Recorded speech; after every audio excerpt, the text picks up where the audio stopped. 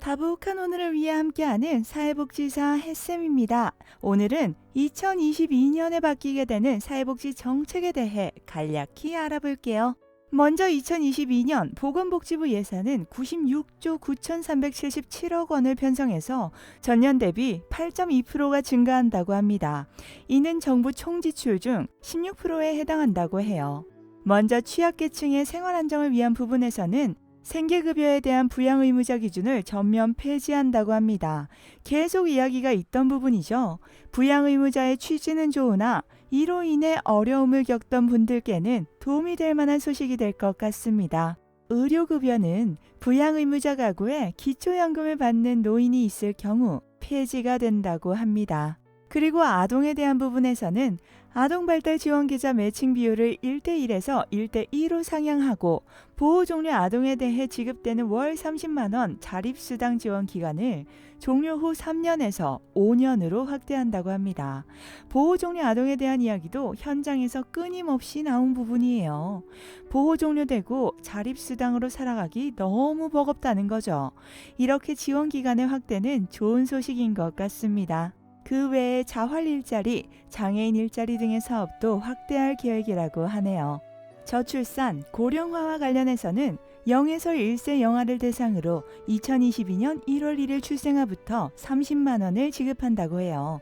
게다가 2022년 1월 1일 출생아부터 출산지원금으로 200만 원이 일시금으로 지급된다고 합니다. 또한 아동수당 지급 연령을 만 7세에서 만 8세 미만으로 확대하게 됩니다.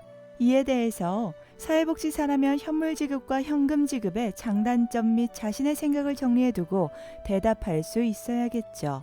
또한 기초연금 부분에서 기초연금 단가를 30만 원에서 30만 1,500원으로 인상하고 국민연금 저소득 지역가입자에 대한 보험료 지원을 도입한다고 합니다. 또한 노인 일자리 사업도 꾸준히 증가할 계획이라고 합니다. 안전한 돌봄 지원 구축을 위해 국공립 어린이집 550개소를 확충할 계획이고 보육료는 3% 정도 인상될 계획이라고 합니다. 또한 다함께 돌봄 450개소, 학교 돌봄센터 100개소도 추가로 확충할 계획이라고 합니다. 중증 장애아 아이 돌봄 서비스에 대해서도 1년에 720시간에서 840시간으로 확대한다는 계획입니다.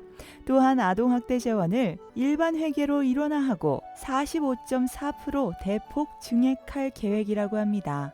이외에도 국민건강안전망을 위해서 책임의료기관을 35개소에서 43개소로 늘리고 지방의료원 내 스마트병원 신규 3곳을 확충하며 ICT를 의료에 활용함으로써 원격 중환자실이나 스마트 감염관리, 비대면 협진 등의 서비스를 확대해갈 계획이라고 합니다.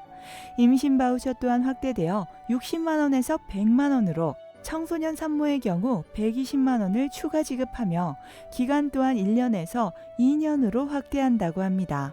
권역 정신응급의료센터 8개소를 지정하고 정신건강복지센터 또한 260개소에서 271개소로 확충한다고 합니다.